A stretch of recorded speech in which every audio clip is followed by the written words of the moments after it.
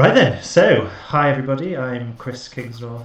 I am the designer of the 10 Minute Design Challenge, and with me I've got Rob Sparks. Hi Rob. Hello. Rob is from Board Game Bud, and we are going to do another 10-minute design challenge using Tabletop Simulator, which we are both.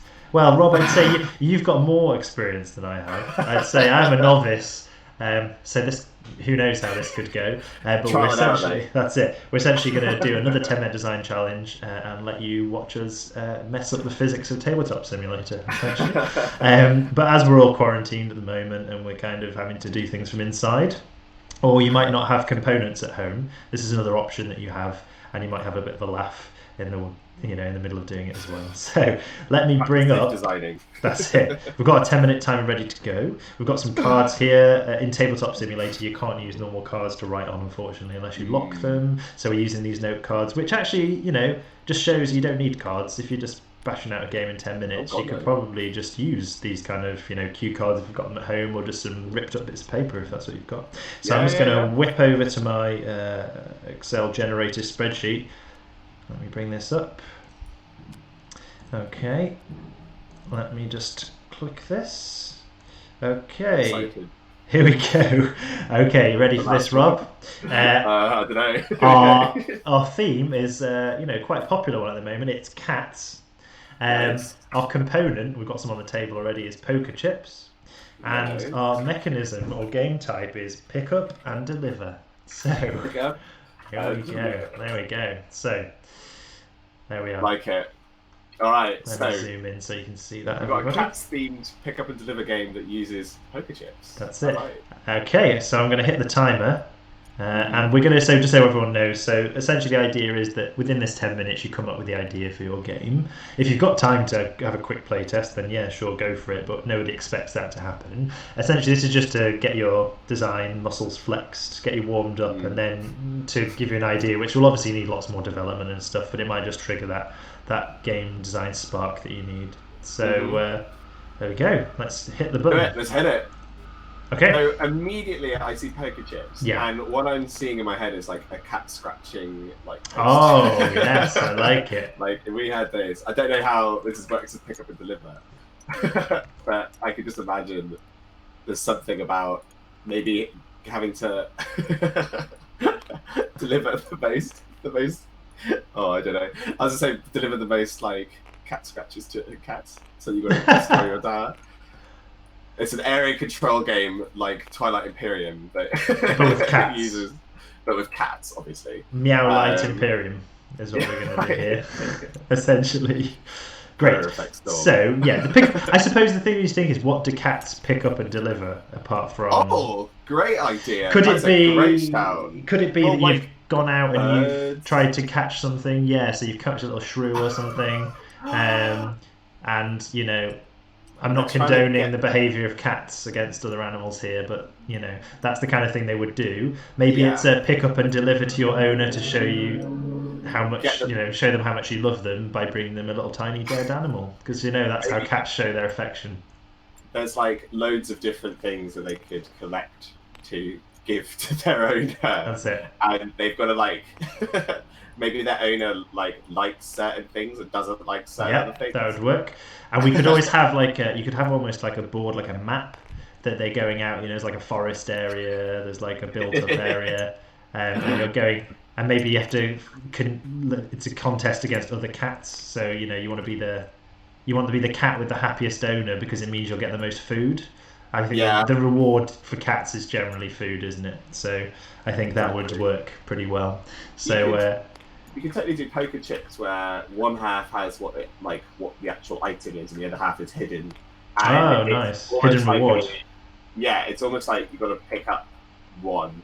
Yeah. And sort of, I guess, so you might pick up a dead bird, give it to your owner, and then you have a card that it's your owner absolutely hates this. Yeah. So you have to put it back, and I don't know. There could be there's maybe a bit of a set collection as well. Yeah. So you're looking at 3 particular ones. So maybe it could be that this is a new cat that they've just maybe adopted, and this cat doesn't really know their owners very well yet, but they're trying to figure out how to get the most food. So they're going to have maybe 4 people in the household. You could have like parents and a child and somebody else, a grandma, and they're the people that this cat's trying. Each time they're trying someone different to see who they can get the most food out of, and they have to try and get the right thing for that person in the house.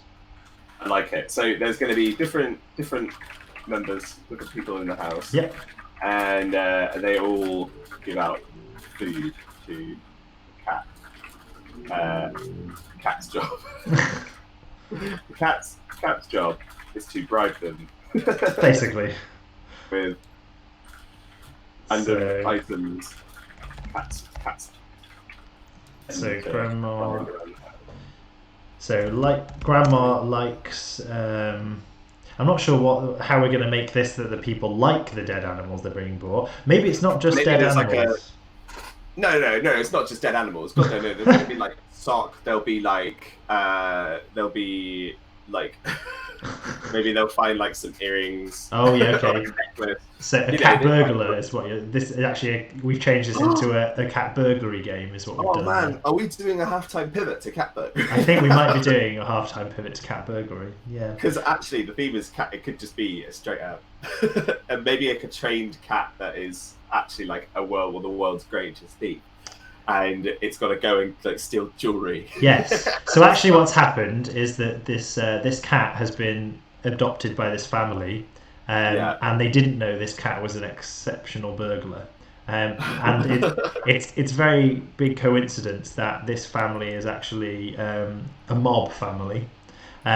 So like the dad of the mob family would love some gold ingots. I'm not sure the cat could be able to bring those back, but might like a wristwatch brought back, for example. Yeah.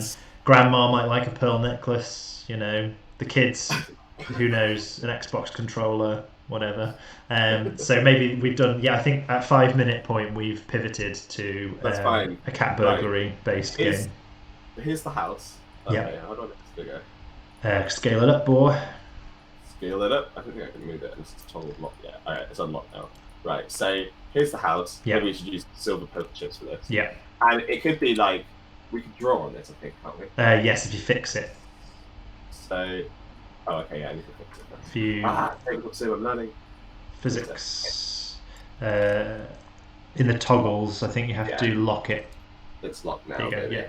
We're cooking on gas now. So it could be So this could be like bedroom. Yep. Maybe you've got like corridor here. Got like bathroom. Yep. This could be like the back garden. Yeah.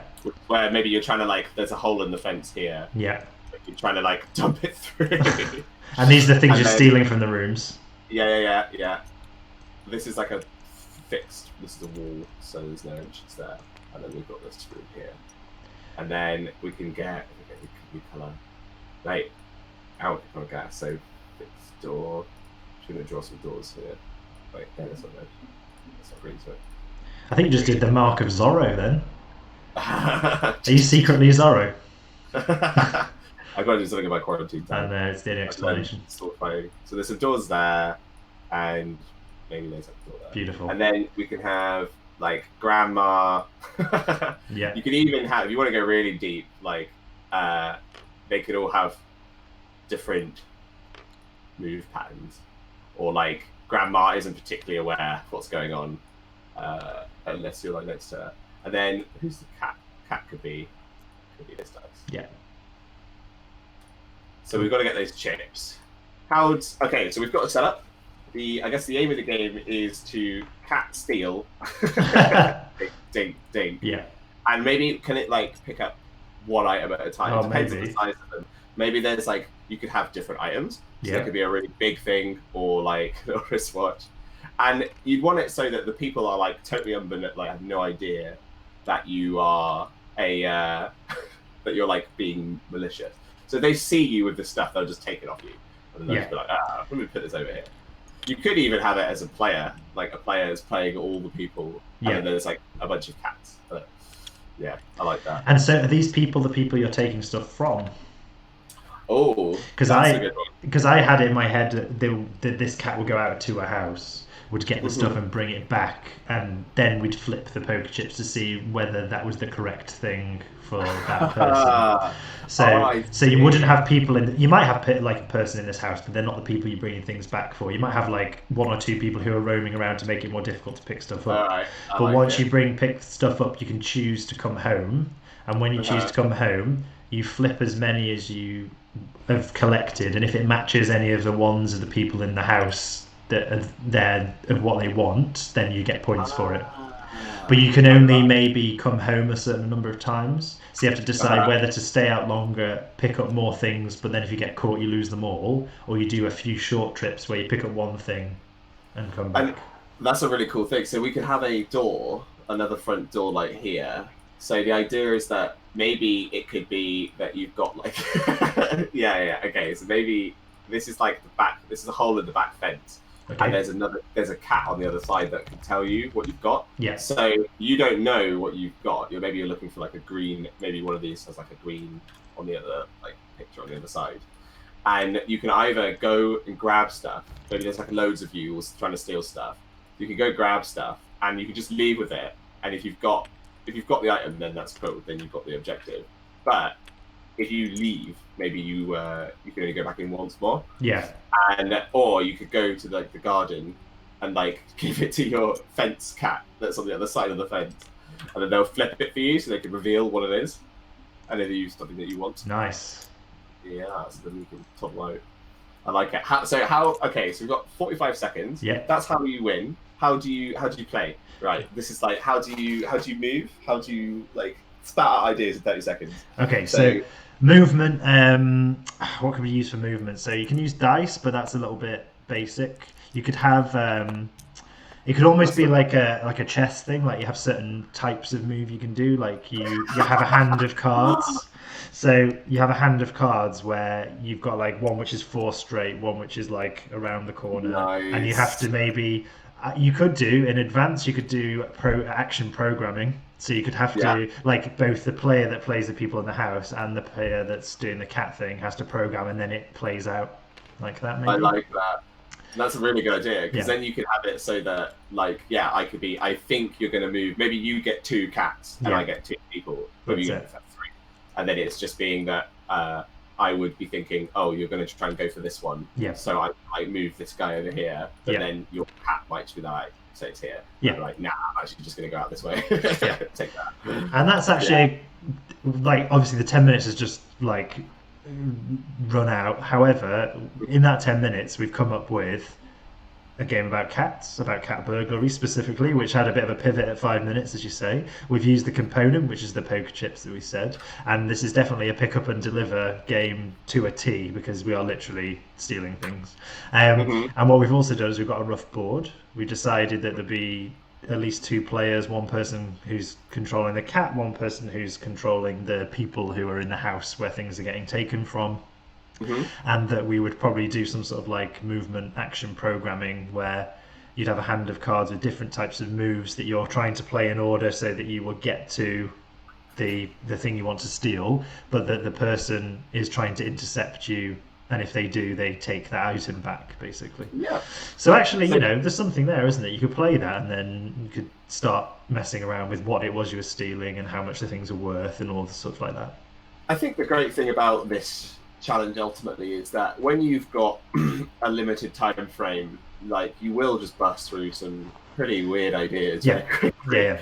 But because you haven't really got time to overthink it, like you'll find that you'll probably execute on a strange idea, and then there'll be, even if there's like one cool thing out of it, you can just take that and iterate on it, and then you could do the 10-minute design challenge again, but with just say that one cool mechanic that you've done there, and re-roll the theme and re-roll like something else. So that's it. And it's just to generate that idea, isn't it? And if you think about it, one thing that this does, and the whole idea of this, is that had we given ourselves an hour to do this, we might not have got any further, but we probably would have gone and looked for a picture of a cat and tried to do a nice board and try and get the poker chips to have double size and all these things that actually tend to get in the way of just getting the prototype made. And that's often a big hurdle for people, isn't it? That people just don't get it to the table quick enough. Yeah. a prototype is always better.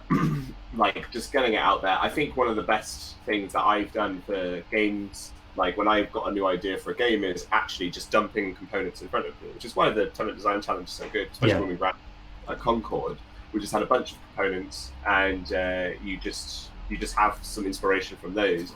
But there's nothing wrong with ultimately getting some blank pieces of paper and literally just imagining what they have on them. You don't even have to draw on them. Like you could literally say, this card does this, and just sort of seeing how the game feels, like just kind of to play in a way. Yeah. And I'd say it's a lot of some of my favorite designs that I've come up with are ones that started off with blank pieces of cards that I've just been like, this now does this, this now does that. Yeah. You know, right? You kind of don't spend loads of time on the. There's no need to spend loads of time on the graphic design or like making things look pretty when when it's the first iteration. So. Yeah. That's it. Yeah, and that's the thing. I think something I've learned a lot is I used to try and make things look pretty, and now I don't bother so much anymore.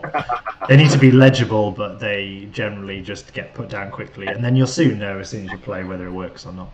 But the great thing about this is that's taken 10-15 minutes in total, and actually we've got an idea, and if you decide that it's a rubbish idea, then you've only spent 15 minutes on it. Whereas if you think, oh, that's a really cool little idea that I can take that into something else, then you've spent 15 minutes coming up with something that might be really helpful in the future. Mm-hmm. Yeah, 100%. Yeah. Great. It just has to be functional. No wingdings. That's it. Great. Well, thanks very much, Rob. No problem. Anytime. And if anybody that's watching wants to try this out for themselves, you can go to 10minutedesignchallenge.com and we'll have our random generator on there for you. And shortly we'll be having this table available on Steam if you have Tabletop Simulator, so you too can make a mess of Tabletop Simulator physics like we do and drop things on the floor. But it is a good bit of fun, and so you'll be able to do that too. So thanks for watching, and I hope you give it a go. Bye. Had to do it. That was great.